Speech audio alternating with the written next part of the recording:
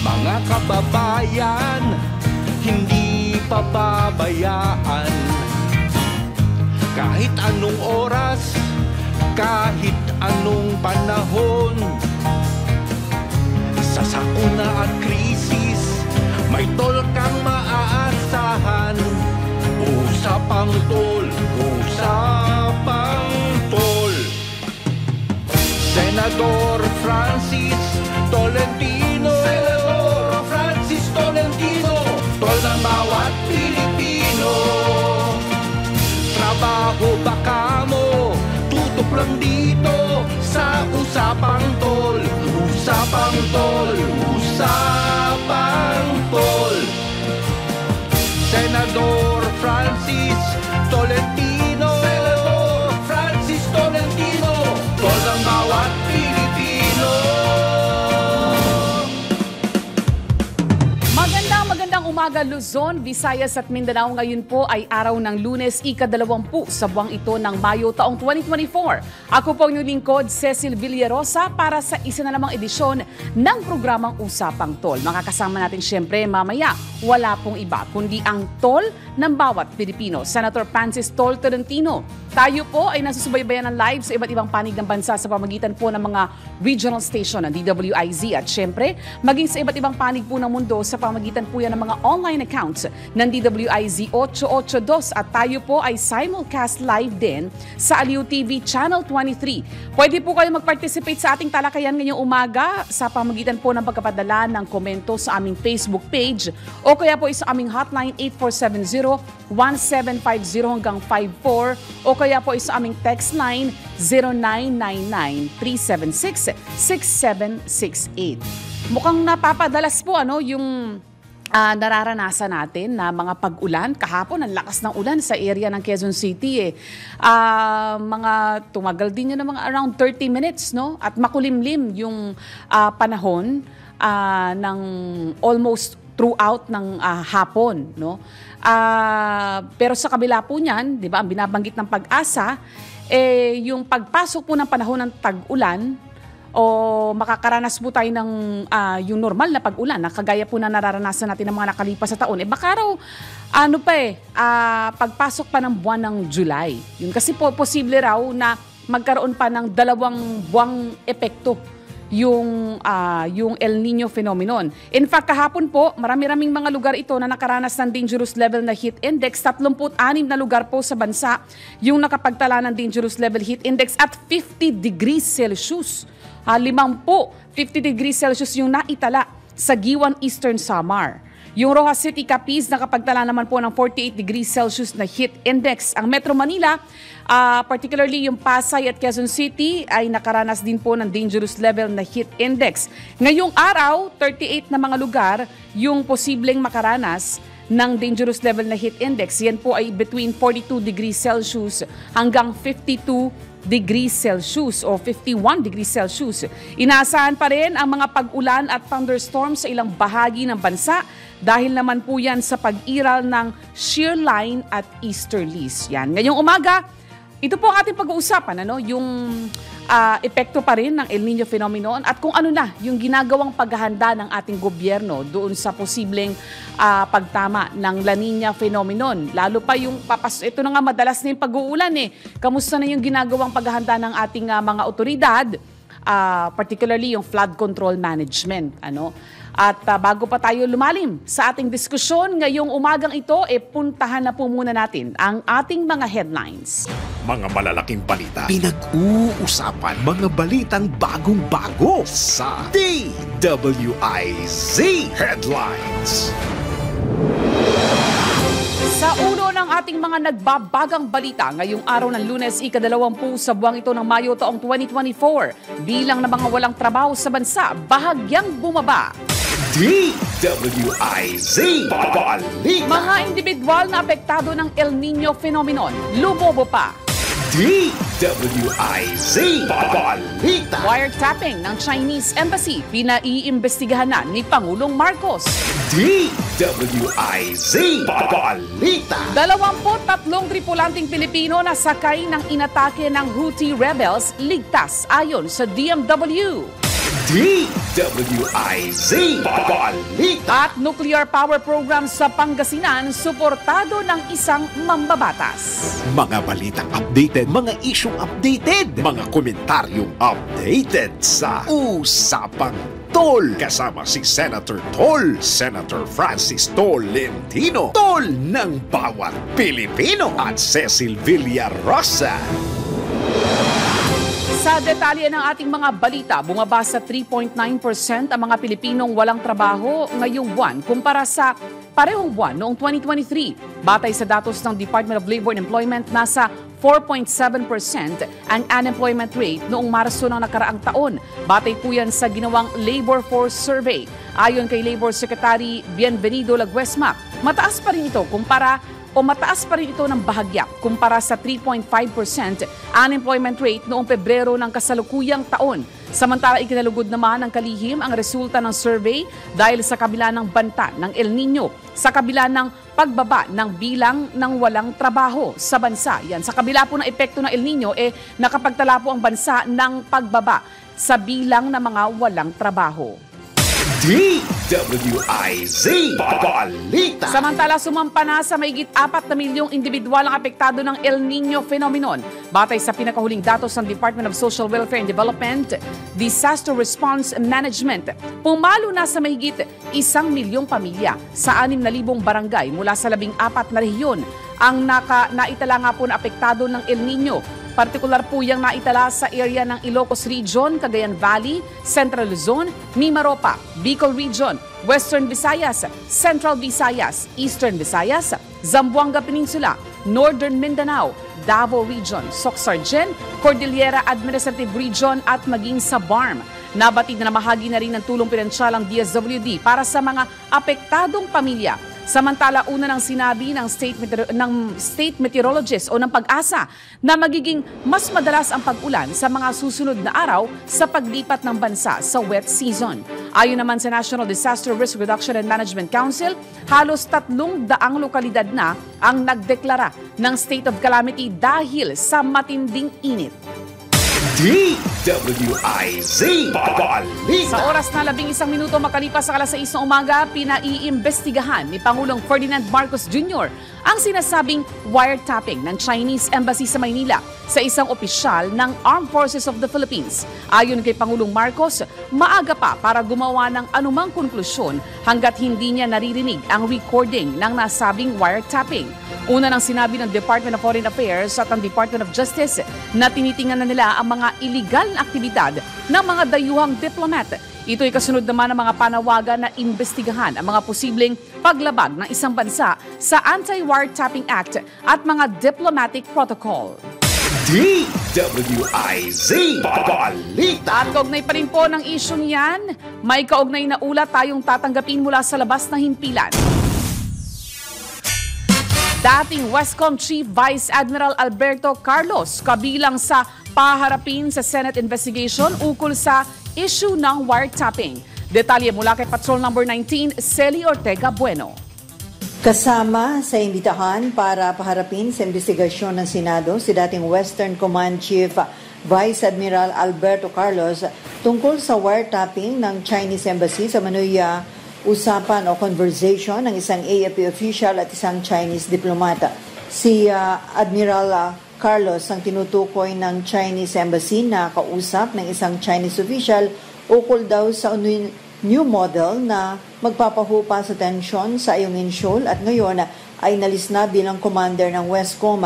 Ayon kay Senator Francis Tolentino, imbitado na sa kakasang investigasyon ng Senate Committee on National Defense and Security ang lahat ng mga lumutang na sangkot sa issue kasama na si Carlos. Inibitahan din sa gagawing pag-iimbestiga ang National Bureau of Investigation na siyang mag-authenticate kung kaninong boses ang maririnig sa pag-uusap. Pinadalhan na rin anya ng polite invitation ang Chinese Embassy pero hindi naman mapipilit ang mga opisyal ng Embahada ng China na dumalo dahil kinikilala natin ang diplomatic protocol sa alinsunod sa Geneva Convention. Sinabi ni Senator Tolentino na posibleng humiling ng executive session ang chairman ng committee na si Senator Jingo Estrada dahil sa mga sensitibo ang issue na pag-uusapan. Ito si Patrol 19, Sally Ortega Bueno, para sa himpilang metodong lakas sa DWIZ. Nagbabalita ng tama, naglilingkod ng tama. DWIZ Balita. Tuloy-tuloy tayo sa pagbabalita. Ligtas ang 23 tripulanting Pilipino na sakay ng oil tanker na inatake ng Houthi rebels noong 18 ng Mayo. Ito ang kinumpirma ng DMW o Department of Migrant Workers makaraang magtamo ng bahagyang pinsala ang barko matapos tamaan ng drone attack habang naglalayag malapit sa Yemeni port city ng Hodeidah. Kaugnay nito, inihayag ni Migrant Workers Secretary Hans Leo Kakdak na nagpatuloy pa rin sa paglalayag ang cargo vessel papunta sa susunod nitong destinasyon. Samantala, tiniyak din ng kalihim na patuloy na nakikipag-ugnayan ng ahensya sa International Maritime Authorities, gayon din sa mga shipping companies at local manning agencies. Kaugnay ng kalagayan ng mga barkong may sakay na Pinoy seafarer na babagtas sa high-risk areas at warlike zones tulad ng Red Sea at Gulf of Aden. DWIZ Balita. Suportado naman ni Senator Francis Tolentino ang nuclear power program sa Labrador, Pangasinan bilang alternatibong source of energy. Sa programang Usapang Tol, dito po yan sa ating programa, binanggit po ni Mayor Labrador o ni Labrador Pangasinan Mayor Ernesto Acain na ginanap ang groundbreaking ceremony ng windmill facility sa kanilang bayan kamakailan lang. At dyan ay pinasalamatan ni Acain si Senator Tolentino na sa naging tulong nito sa kanilang programa. Nabatid na tinulungan ni Senator Tol ang Department of Science and Technology o DOST na makahanap ng nuclear material sa karagatan na sakop ng Labrador, Pangasinan. Dagdag pa ni Senator Tol, proven safe ang mga power plant bilang alternatibong sources of energy at ito ay isang long-term solution na tutugon sa mataas na singil ng kuryente sa bansa. Aniya, hindi lamang mga residente ng Pangasinan ang makikinabang sa proyektong ito kundi ang buong bansa. DWIZ Balita. Aktibo po iyang bayan ng Labrador. Na-interview po natin yan dito sa ating programa. Kasama po si Senator Tol. Aktibo po kasi yung bayan ng Labrador sa paghahanap ng alternative sources of energy. So meron na silang solar power at meron na rin silang windmill. At ngayon ay kinukonsidera nila yung pagkatayo naman ng nuclear power plant. Kasi ideal location yung kanilang lugar dahil malapit sa dagat, malapit sa bundok at may pagkukunan ng mga material na kakailanganin po sa pagkatayo ng nuclear power facility. At yung mamaya po, meron po tayong makakapanayam mula po sa Task Force El Nino kasi meron pong naging babala. Itong si Defense Secretary Gilbert Teodoro. Ngayong naghahanda nga po ang bansa sa pagpasok ng La Nina phenomenon, inaabatan na nila yung posibleng mga magsamantala, yung mga hoarder, no, para manipulate yung presyo ng mga pangunahing produkto, ng mga pangunahing bilihin at para mapagsamantalahan yung mga consumer. Nagbabala po itong si Secretary Teodoro at kanyang tiniyak na nakahanda silang tumulong sa mga ahensya ng gobyerno para magbantay sa magiging galaw ng presyo ng mga pangunahing bilihin. Dahil importante raw po na matiyak na manatiling abot kaya ang presyo ng mga bilihin kagaya po ng bigas. Ayan, meron po tayong makakapanayam mamaya mula sa Task Force El Nino kasi sila rin po yung nangunguna sa paghahanda naman po ng bansa sa posibleng pagdating ng La Nina phenomenon. Yung La Nina phenomenon, kabaligtaran po yan ng El Nino. Kung ang El Nino ay yung absence ng normal rainfall, above normal rainfall naman po ang mararanasan ng bansa kapag tumama na po ang El Nino phenomenon. Samantala, tanggap muna po tayo ng pag-uulat mula sa labas ng himpilan. Mga bagong PMA graduates, abay malaki ang tulong sa defense and security ng bansa. Yan po ay ayon mismo sa AFP. Detalye mula kay Patrol Number 17, Jopel Pereño. Tumanggap ng award ang mga outstanding cadets and the units ng Cadet Corps AFP o CCAFP. Pinangunahan ang awarding ceremony ni AFP Chief of Staff General Romeo Bronner Jr. na ginanap sa Philippine Military Academy, Fort Gregorio H. Del Pilar, Baguio City. Dumalo rin sa seremonya si Defense Secretary Gilbert Teodoro Jr. na tumayong guest of honor and the speaker. Dito, pinuri ng kalihim ang mga miyembro ng graduating class na PMA Bagong Sinag Class of 2024 dahil sa kanilang napanatili na high level of excellence and resilience sa kasagsagan ng kanilang military training.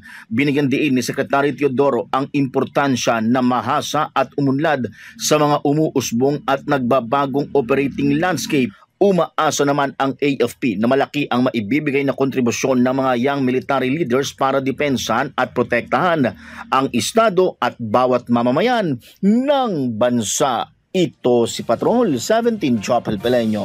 Para sa impilang may todong lakas, DWIZ, nagbabalita ng tama, naglilingkod ng tama.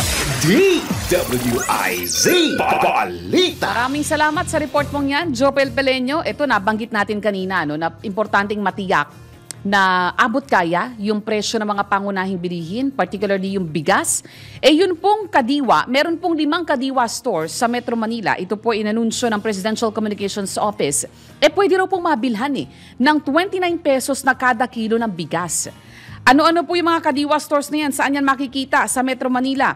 Yan po ay makikita sa ADC Building ng Department of Agriculture Central Office sa Quezon City, sa loob po ng Bureau of Plant Industry sa Malate, Maynila, sa kahabaan ng Liano Road sa Barangay 167, Caloocan City, sa Amba Housing, La Mesa Street, sa Barangay Ugong, Valenzuela City, at gayon din po sa loob ng PhilFida Compound sa Talondos sa Las Piñas City. Ayan, nakakalat po yung mga Kadiwa stores na yan kung saan pwedeng makabili ng 29 pesos na kada kilo ng bigas. At para matiyak na walang magsasamantala, ayon po sa Department of Agriculture, hanggang 5 kilo ng bigas yung pwedeng bilhin ng kada pamilya. At magpapatuloy daw yung 29 pesos na kada kilo ng bigas dahil target ng gobyerno na umabot na mahigit 100 milyon na kilo yung produksyon ng bigas sa Agosto sa pamagitan po ng contract farming agreement sa mga kooperatiba ng mga magsasaka. Yun. So pwede po kayong pumunta, kung malapit po sa inyo yung Kadiwa stores, yan, pwede po kayong pumunta doon para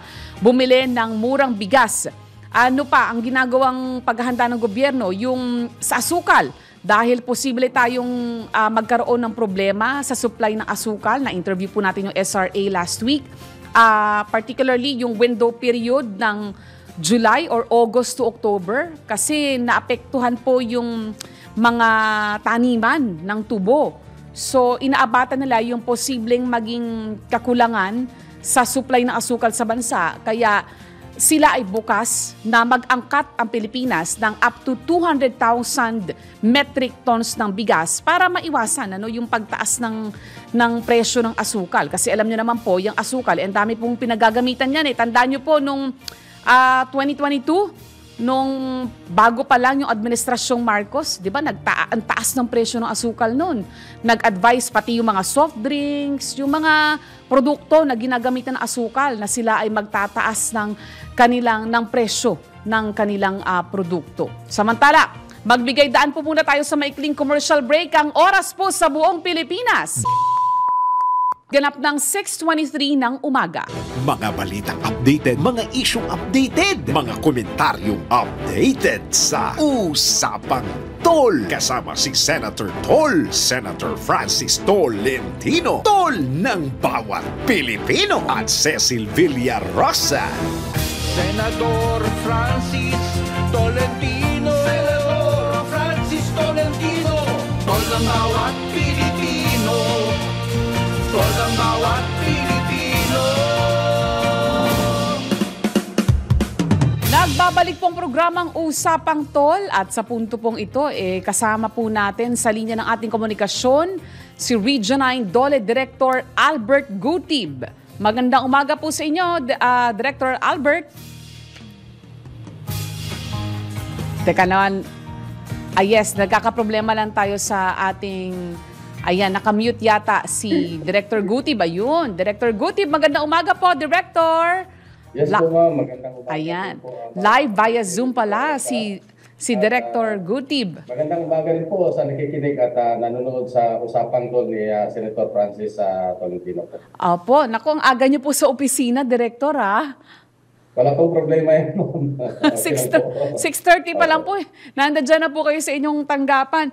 Anyway, Director, ano po, meron pong pinaghahandaan na malaking jobs fair ang DOLE para sa paparating na June 12. No? That would be less than 1 month from now.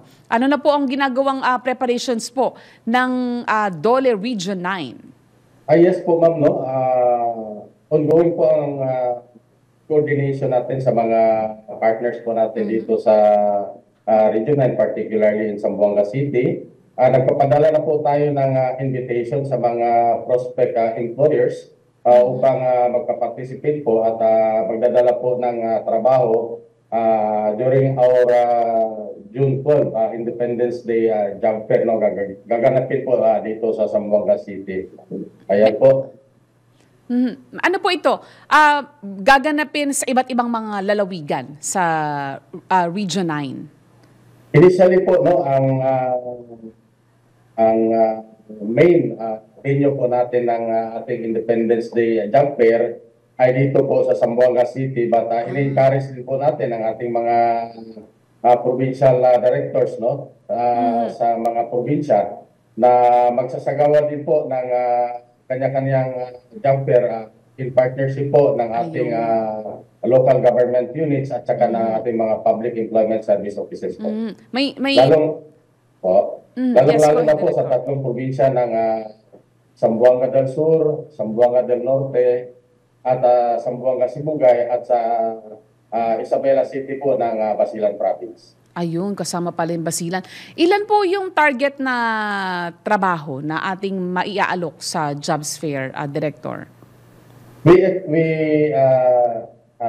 expect po, ma'am, no, na mayroon po tayong around 10,000 jobs, no, for both local and overseas na i-offer po ng ating mga employers po during this Independence Day job fair po.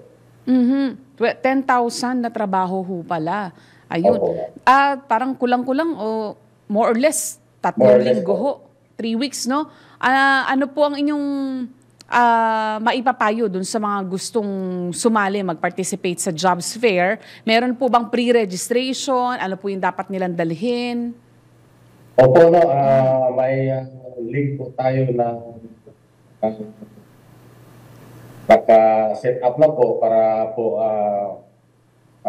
doon na po, no, magpapasok po yung ating mga job seekers na magpa-participate at ito po i-open natin sa tamang panahon after our employers forum kasi bibigyan po natin ng orientation yung mga participating employers po natin, both local and overseas. And of course, kailangan po ng ating mga job seekers, especially yung graduates, yun po mga displaced workers, at saka yun po naghanap pa ng stable na job na i-prepare po nila ang kanilang mga credentials tulad po ng kanilang resume, certificate of employment kung may employment experience na po sila, kasama na po yung mga school credentials nila, tulad po ng transcript of records, yung diploma, at kung nag-aspire po sila ng overseas employment, mas mabuti na po na mayroon po silang itong passport po. Ayun po. Actually, timely po yung ginagawang jobs fair ng inyong tanggapan, Director. Kasi dito po sa pinakahuling survey, datos na inilabas po ng DOLE. DOLE po mismo naglabas ng data na ito eh. Overall, sa buong bansa, bumaba po yung bilang ng mga walang trabaho. Pero dito po sa datos na ito, Region 9 po yung may pinakamataas na, pinakamataas na employment rate sa mga nakalipas sa taon. Ang Region 9 po pala. So, very timely po ito, lalo pat panahon na rin po ng graduation sa ibang mga universidad at kolehiyo eh. Ano po ba ang employment rate dyan sa Region 9 ngayon, sir? If you have the data po. Opo ma'am, no, ang data ko po dito ay as of yung survey po ng Philippine Statistics Authority na ginanap po noong January of 2024, no. Wala pa po tayong natanggap na latest labor force surveys ng April. Nakalagay nakasaad po dito na ang ating employment rate sa Region 9 ay 96.1%. Wow. At mayroon po tayong 3.9% na unemployment rate. Kung i-compare po natin ito ma'am sa previous survey noong nakalipas or nakaraan na October 2023, tumaas po no yung ating employment rate at bumaba po yung ating unemployment rate. Ayun. Ito na rin po dahil sa itong pagbukas po no ng mga employment opportunity sa nakaraang May 1. Christmas, no? Christmas season. Opo. Okay. Christmas season. Opo. Okay. Christmas season. Opo. Pero kung i-compare po natin, ma'am, no, sa January of 2023, medyo, tumaas po yung ating unemployment rate. And of course, isa na po dito sa reasons, yung pag-implementar po noong close fishing season sa nakaraang taon hanggang February 15 of 2024. Anyway, But mayroon po tayong interventions dito on the part of the Department of Labor and Employment. We provided emergency employment under our TUPAD program, especially those displaced workers, particularly in the fishing and canning industry po. ayun. We expect that to improve, no, yung data na yan, sir. Kasi 4% din po yung almost 4% din po yung unemployment rate.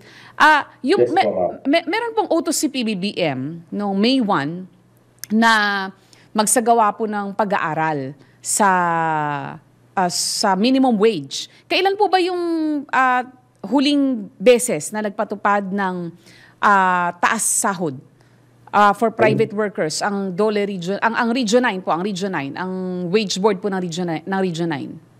Yes po ma'am, no. Malinaw po yung direktiba ng ating Pangulong Ferdinand Bongbong Marcos Jr. noong Labor Day na dapat mag-initiate na po ng timely review ang regional tripartite wage and productivity boards. Now, as to the effectivity of our prevailing wage order po dito sa Region 9, yun po ay nag-effect last November 12 of 2023. Yung first tranche. Yung pangalawang tranche naman po ay nag-effect po last February 1 of 2024. So, wala pang 1 year. Opo ma'am, ang utos naman po ng ating presidente na 60 days before the anniversary date of the recent issuance or recent wage order, dapat po magsagawa na po ng review ang ating mga wage boards. Kaya dito po sa Zamboanga Peninsula Region po, kami po ay magsasagawa po ng mag-umpisa po sa ating pagsususi sa ating kasalukuyang pasahod.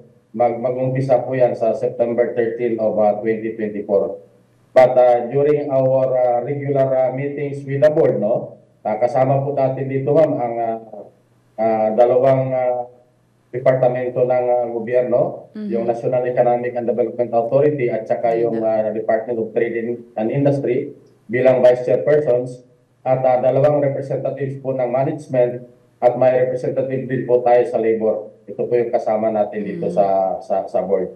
Every meeting po may ginagawa po tayong environmental scanning where we usually invite our partner agencies po para i-update po ang board sa existing or sa current socio-economic condition po ng Zamboanga Peninsula. Alright. Marami pong salamat, Director Gutib, sa pagpapaunlak po ng aming panayam sa ngayong umaga. Thank you din po, Mama Ceci. Thank you din po sa usapan ko. Ayun, mabuhay po kayo. Yan po si Director Albert Gutib ng Dole Region 9. Samantala, ang oras po sa buong Pilipinas, ganap ng 6:41 ng umaga.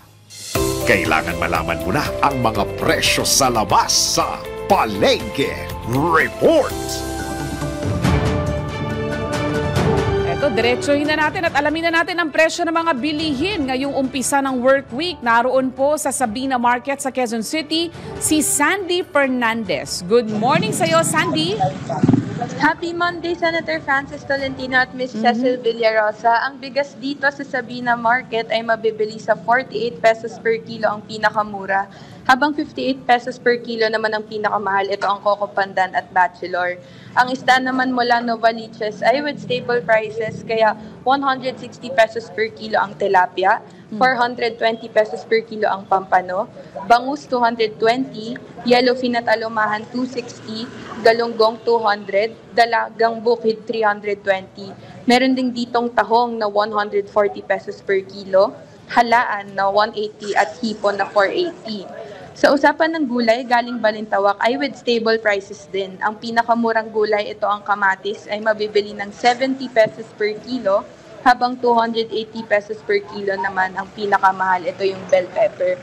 And Ms. Cecil at Senator Tolentino, sa usapang canned goods naman natin dito sa Sabina Market, hindi pa rin daw apektado ng price freeze ang mga canned goods dito at hindi po aware yung mga nagbebenta na May 9 to July 10 ho ang implementation. Kaya naman 32 pesos ang bentahan ng corned beef, habang 35 pesos naman yung sa ating mga meatloaf ho.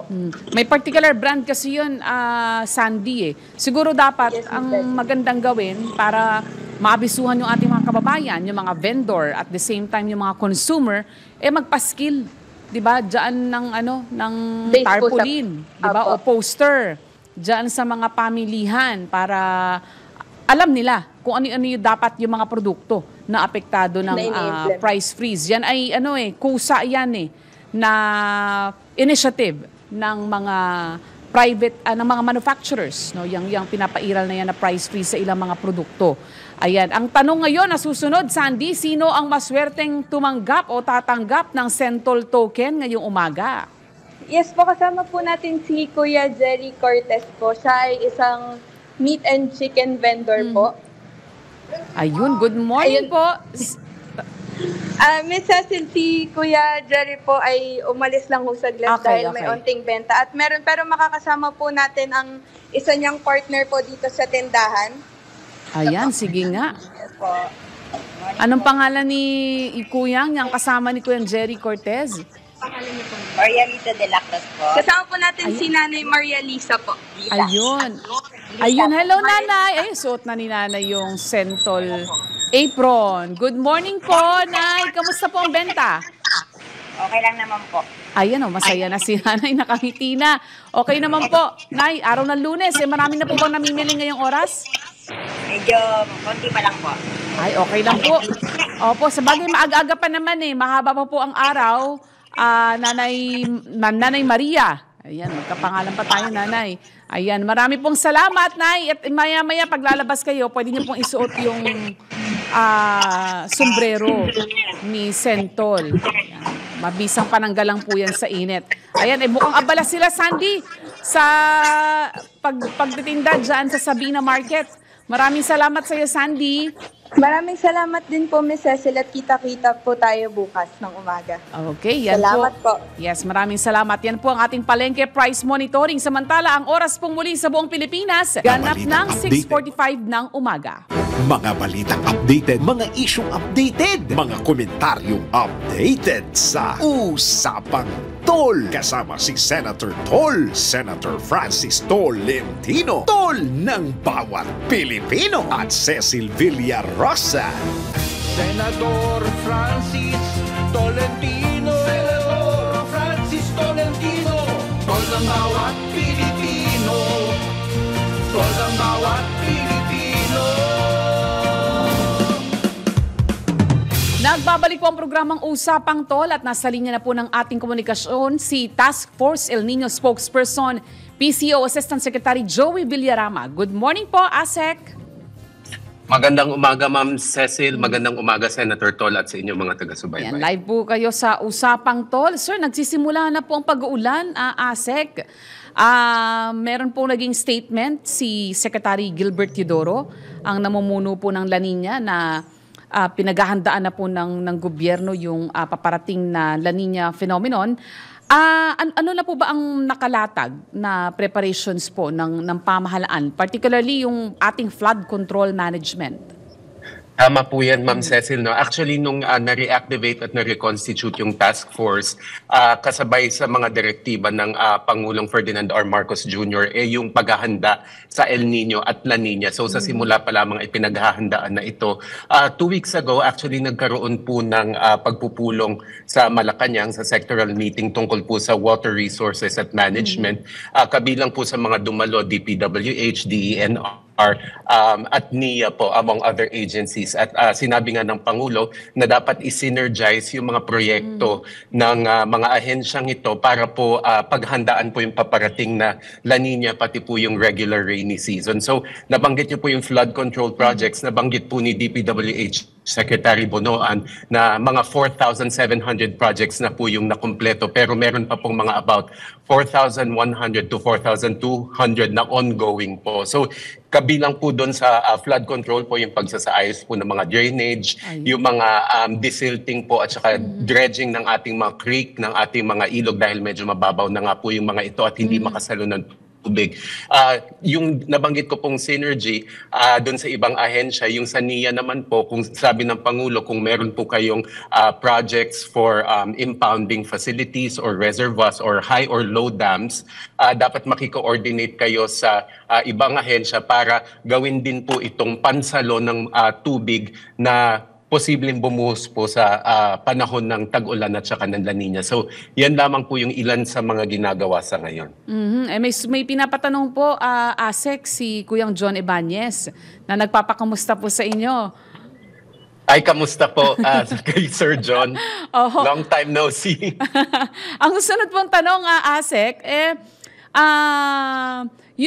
yung pong mga, in case magkaroon po ng flooding, ang susunod pong magiging challenge po niyan yung evacuation ng ating mga kababayan. Ayun. In place po ba yung ating mga evacuation center? Ano po yung ating mga gagamiting mga facility o lugar para pansamantalang tuluyan ng ating mga kababayan na posibleng maapektuhan ng matinding pagbaha? Opo. Actually po, last year pa po pinaparepaso or pinapa-update ng Pangulo yung ating disaster response plan, management plan. At saka nung January po, if I'm not mistaken, yung DSWD po ay nag-launch po ng kanilang command center po, yung Disaster Response Command Center po, DRCC. Ito po talaga yung magtitimon po sakali pong humantong po sa disaster level po yung onslaught po ng La Nina. So, meron pong paghahanda in terms of evacuation centers. Pinapa-update po ang mga hazard map para po ma-identify po sa mga rural at urban areas po kung ano talaga yung flood prone at saka yung high risk areas. Ang evacuation centers po din ay hinahanda at nag-i-imbak po ng pagkain sakaling kailanganin nga pong i-evacuate yung mga kababayan na nasa high risk areas. Meron din pong website actually ang sa pangunguna po ng DOST. Ito po yung tinatawag na Hazard Hunter. Actually po, pwede pong gamitin ito ng mga local executive para po malaman kung ano po yung risk ng kanilang lugar, hindi lamang po sa pagbabaha, sa pag-uulan, kundi pati po sa earthquake. So, meron pong makukuhang summary doon para makita nila kung bahain ba yung lugar natin, kung earthquake prone po ito, at kung saan po yung pinakamalapit na evacuation center, pinakamalapit na ospital para po talaga mas maging madali yung evacuation process at evacuation plan ng mga local government units. Alam nyo, yung sa ibang mga LGU, ASEC, ako po kasi taga Mindoro, meron pong isang LGU doon sa Mindoro, gumagamit na po sila ng app na pwede siyang maging for disaster response, disaster management, and pwede rin for crime reporting. And very helpful yung app na yon kasi ini-involve yung buong community. Pagka merong isang incident o pagka merong kailangang i-rescue sa kanilang lugar, at lahat po doon pwedeng mag-access everyone, yung mga yung mga residente at yung mga rescuer, yung mga law enforcer. Baka po magandang makapag-develop tayo ng parang kumbaga importante nga po na synergize at synchronous yung ating magiging paggalaw para mas maging systematic yung pag-respond po natin sa disaster, ASEC. Opo. Magandang mungkahi po yan, Ma'am Cecil. No, actually, sa panahon ng El Nino, meron pong website po na na-access din sa phone. Yan po yung El Nino Southern Oscillation Online Platform.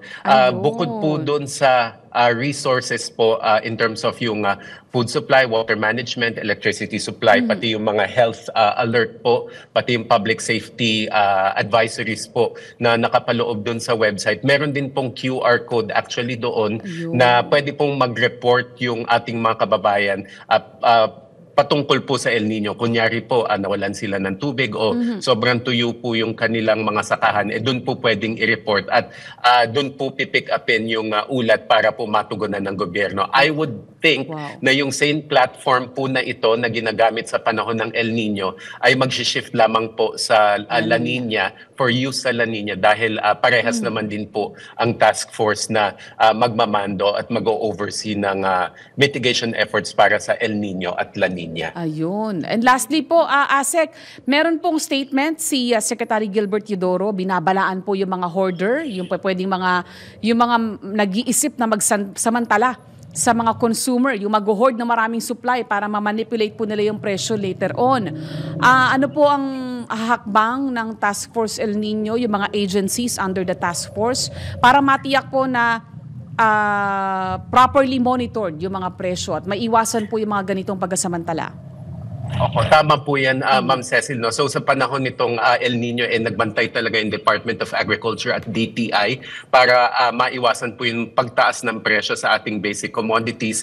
And DTI in particular, nagkaroon siya ng agreement sa ilang mga manufacturer po para magka-freeze talaga, price freeze. So ganyan din po ang gagawin po sa panahon ng La Nina para wala pong unscrupulous individuals or groups po na manamantala sa presyo or mag-hoard naman sa ating basic supplies. Sabi nga ni Secretary Teodoro, kung kakailanganin po ang tulong ng kanyang mismong ahensya, magdadagdag po sila ng tulong po sa DTI at sa DA para matiyak po na wala pong mananamantala sa presyo ng ating mga bilihin. Alright, marami pong salamat, ASEC Villarama.